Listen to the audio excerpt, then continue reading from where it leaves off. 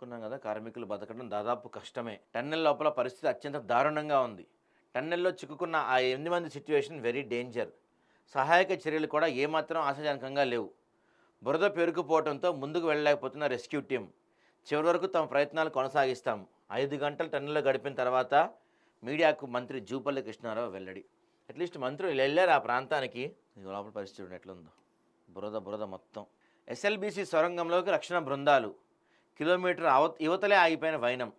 అత్యంత సంక్లిష్టంగా లోపలి పరిస్థితులు. 4 మీటర్ల మేర బురద, మట్టి, నీళ్లు. హై కెపాసిటీ మోటార్లతో తొలగింపు చర్యలు. కుంగిపోయి అడ్డంగా పడిన టీబీఎం పరికరాలు. రంగంలోకి సైన్యం, నౌకాదళ సహాయ బృందాలు. ఘటనా స్థలం వద్ద మంత్రి ఉత్తమ్ పర్యవేక్షణ. సొరంగంలో 6 గంటలున్న మంత్రి జూపల్లి. మంత్రులు అక్కడికి వెళ్ళారు, బాగానే చూస్తున్నారు, కానీ పరిస్థితి ఏం చేయలేము. ఇది ఎవరి తప్పు అంటే బీఆర్ఎస్ వాళ్ళు అంటారు, ఇది తప్పు అని అప్పట్లోనే మా కేసీఆర్ చెప్పాడంటారు. ఆయన పెద్ద ఇంజనీర్ కదా మరి. ఇది అంటే ఈ విషయంలో మనం పర్టికులర్గా కాంగ్రెస్ పార్టీ తప్ప, బీజేపీ తప్ప ఇలాంటి విమర్శలు చేయలేము ఎవరో కూడా. మనోజ్, శ్రీనివాస్, సందీప్ ఎక్కడున్నారు? మనోజ్ వినిపిస్తుందా అంటూ పదే పదే బిక్కరగా అరుస్తూ రక్షక దళాల అన్వేషణ. కానీ లోపల నుంచి ఉలుకు లేదు, పలుకు లేదు. మరోవైపు సొరంగంలో సుమారు కిలోమీటర్ మేర నీటి ప్రవాహం. 4 మీటర్ల ఎత్తున 1/2 కిలోమీటర్ దూరంలో పేరుకుపోయిన బురద. కన్ను పొడుచుకున్నా కనిపించినంత చీకటి. ప్రమాద స్థలానికి సమీపాన మార్గానికి అడ్డుగా చెల్లాచెదురుగా పడిపోయిన ఇనుపరాడ్లు, ఇతర పరికరాలు. లోపలికి బయటికి సమాచార వినిమయం చేసే వ్యవస్థల ధ్వంసం. ఎస్ఎల్బీసీ సొరంగంలో నెలకొన్న అత్యంత సంక్లిష్ట పరిస్థితులు ఇవి. వాళ్ళని రక్షించేందుకు చాలా ప్రయత్నాలు చేస్తున్నారంట, కానీ అది ఏది కూడా అంత ఆశాజనకంగా అయితే లేదు. వీళ్ళే అంట పాపం. Gurpreet Singh, Robinson India company operator Sunny Singh, Manoj Kumar, Srinivas, Sandeep Sahu, Anuj Sahu. తర్వాత జగ్తాజెస్ ఆయన 37 వయసు, సంతోష్ సాహు 37, వీళ్ళిద్దరు. ఇక్కడ ప్రమాదం జరిగిన ప్రాంతం అంటే మిడ్ ఆఫ్ ది టన్నెల్. దానికి అట్నుంచి ఇన్లెట్, ఇట్నుంచి అవుట్లెట్. సో ఇక్కడ మొదటి సొరంగంలో తవ్వకం పూర్తి కావాల్సిన భాగం. ఇక్కడికి వెళ్ళాలండి వాళ్ళని కనుక్కోవాలంటే. చాలా కష్టం ఇది వాళ్ళని కనుక్కోవటం. దాదాపుగా ఆశ వదులుకాని చెప్పచ్చు పరిస్థితి చూస్తుంటే మనం.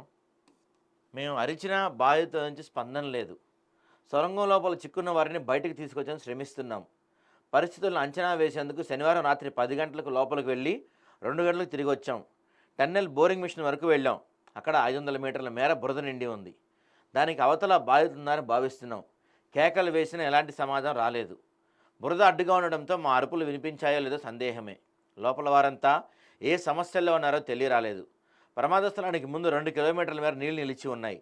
నీరు, బురద ఎక్కువగా ఉండటంతో పాటు టీబీఎం కూడా ధ్వంసమైంది. లోపలికి వెళ్ళడం చాలా కష్టంగా మారింది. టన్నెల్ నుంచి నీటిని తోడాక యంత్రాల సహాయంతో బురదను తొలగించాలి. శ్రీశైలం జలాశయం వైపు నుంచి 14వ కిలోమీటర్ వద్ద సొరంగంలో చోటు చేసుకున్న ప్రమాదం నుంచి బాధితులను కాపాడటం అత్యంత క్లిష్టంగా మారింది. సంఘటన చోటు చేసుకున్న ఆదివారం రాత్రికి 40 గంటలకు పైగా గడిచిపోయాయి. అయినప్పటికీ ఎటువంటి సానుకూల పరిణామాలు లేవు. సొరంగం చివరి భాగంలో పనిచేస్తుండగా పైకప్పు కూలిన సమయంలో సన్నీ సింగ్, గురుప్రీత్ సింగ్, సంతోష్ సాహు, అనూజ్ సాహు, జగ్తాజెస్, సందీప్ సాహు, మనోజ్ కుమార్, శ్రీనివాస్ లాచూక్ కనిపించకుండా పోయింది. వీరిలో ఎవరైనా ఏదైనా ఆసరాగా చేసుకొని సాయం కోసం ఎదురు చూస్తూ ఉండవచ్చన్న ఆశలు వ్యక్తమయ్యాయి. ఈ కోణంలో డ్రోన్తో పాటు స్కానర్లు, నైట్ విజన్ కెమెరాలతో కూడా దళాలు ప్రయత్నించాయి. టన్నెల్ బోరింగ్ యంత్రం వద్దకు దాదాపు చేరుకున్న కొందరు రక్షణ సభ్యులు బురదలోకి దిగే ప్రయత్నాలు కూడా చేశారు. కానీ కటిక చీకటితో పాటు బురదలో కూరుకుపోయే పరిస్థితి ఉండడంతో వెనక్కి వచ్చేశారు. దూరం నుంచి బిగ్గరగా కేకలు వేస్తూ బాధితుల నుంచి స్పందన వస్తుందేమని చాలాసేపు ప్రయత్నాలు చేశారు. అటువైపు నుంచి స్పందన లేకపోవడంతో వారి పరిస్థితి ఎలా ఉందని తెలియరాలేదు. టీబీఎం పనిచేసే సమయంలో వచ్చే మట్టి, రాళ్లను భూ ఉపరితలంపై తరలించే కన్వేయర్ బెల్ట్ ఇప్పుడు సహాయక చర్యల సందర్భంగా ఎంతో ఉపయోగకరంగా మారింది. లోకోరైల్ సాయంతో సొరంగంలో రాకపోకలు సాగిస్తున్నారు. ఒక్కొక్కటిగా ఇబ్బందులు ఎదురవుతున్నాయంట. సంఘటన చోటు చేసుకున్న ప్రాంతం నుంచి 3 కిలోమీటర్ల వెనక్కు బురద, నీళ్లు ఎగదన్నాయని ప్రత్యక్ష సాక్షులు ఇప్పటికీ వెల్లడించారు. ఆ నీటిని భారీ మోటార్లు పెట్టి ఎత్తిపోస్తూ శ్రీశైలం జలాశయాలను తరలిస్తున్నారు. 5 అత్యధిక హై కెపాసిటీ ఉన్న పంపులను కూడా వీళ్ళు ట్రై చేస్తున్నారు. అయితే ఎంత ట్రై చేసినా ఏమైనా సరే ఇక దాదాపు కష్టాన్ని వీళ్ళే చెప్తున్నారు. అదిగో ఆదివారం సైన్యం, ఎన్డీఆర్ఎఫ్ తదితర రక్షణ సిబ్బందితో కూడిన ఒక బృందం సొరంగంలోకి వెళ్ళింది.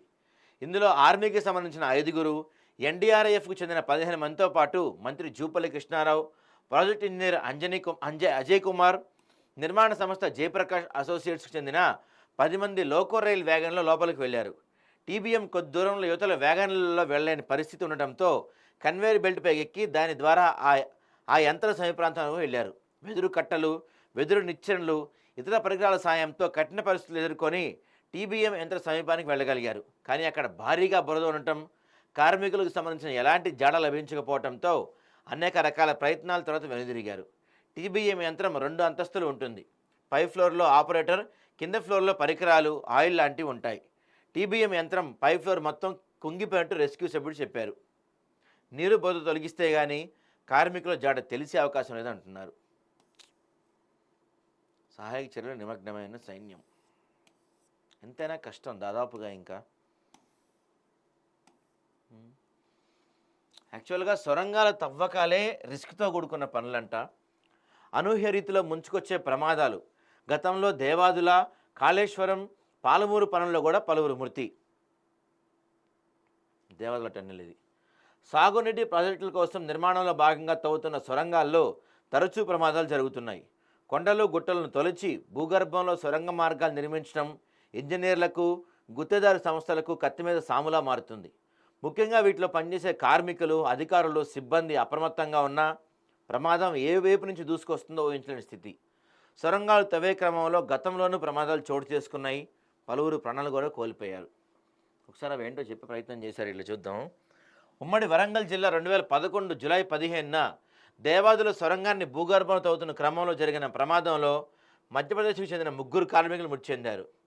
సాయంపేట మండలం వసంతాపూర్ గ్రామం శివార్లోని చలివాగు అడుగు భాగం సొరంగం తవ్వుతుండగా రాత్రి 10 గంటల సమయంలో వాగుకు బొంగ బడి ఒక్కసారిగా నీరంతా సొరంగంలోకి పోటెత్తడంతో 3 జలసమాధి అయ్యారు. ఈ ఘటన తర్వాత దేవాదుల సొరంగ నిర్మాణం కొన్నేళ్ల పాటు నిలిచిపోయింది. సుమారు 49 కిలోమీటర్ల పొడవైన ఈ టన్నెల్ నిర్మాణం ఎట్టకేలకు ఇటీవలే పూర్తయింది. కాళేశ్వరం సొరంగం తవ్వకంలోనూ పలువురు కార్మికులు మృత్యువాత పడ్డారు. 2017లో రాజన్న సిరిసిల్ల జిల్లాలో చేపట్టిన 10వ ప్యాకేజీలో భాగంగా సొరంగం ఎయిర్ బ్లాస్టింగ్ చేస్తుండగా భారీ బండరాయి మీద పడి ఏకంగా 7 కార్మికులు చనిపోయారు. కొద్ది రోజులకే మళ్ళీ పెద్దపల్లి జిల్లా ధర్మారం మండలం మల్లాపూర్ వద్ద 7వ ప్యాకేజ్ పనులు చేస్తుండగా బండరాలు పడి అస్సాం చెందిన ఒక కార్మికుడు కన్నుమూశారు. దీని తర్వాత 2022లో పాలమూరు, రంగారెడ్డి ఎత్తిపోత నిర్మాణంలో 2022 జూలైలో జరిగిన ప్రమాదంలో 5 ప్రాణాలు కోల్పోయారు. నాగర్ కర్నూలు జిల్లాకు కొల్లాపూర్ మండలం రేగుమాన్ గడ్డ వద్ద 1వ ప్యాకేజ్ పనులు కొనసాగుతుండగా కార్మికులు క్రేన్ సాయంతో పంప్ హౌస్లోకి దిగుతుండగా తీగ తెగిపోవడంతో క్రేన్ కిందకి పడి 5 ప్రాణాలు కోల్పోయారు. ఈ టన్నెల్స్ అనేవే చాలా రిస్కీ ప్రాసెస్. చాలా అంటే ఎప్పుడు ప్రమాదం జరిగిద్దో, ఎలా ప్రమాదం జరిగిద్దో తెలియదు. ఎంత అప్రమత్తంగా ఉన్నా వీళ్ళు ఏ వైపు నుంచి ప్రమాదం వస్తుందో తెలియదు. గతంలో కూడా జరిగిన ఈ ప్రమాదాలు, గతంలో కూడా కొంతమంది చనిపోయిన పరిస్థితులు ఏర్పడినాయి. మరి చూడాలి ఇప్పుడు అంటే ఇంత పెద్ద ప్రమాదం జరిగిన తర్వాత ఈ ఎస్ఎల్బీసీ టన్నెల్ ముందుకు వెళ్తుందా, ఇక్కడితో ఆగిపోతుందా, ఈ కాంట్రాక్ట్ ఇంకా జరుగుతుందా అనేది కూడా ప్రస్తుతానికైతే అనుమానంగానే ఉంది. చూడాలి మరి మనం.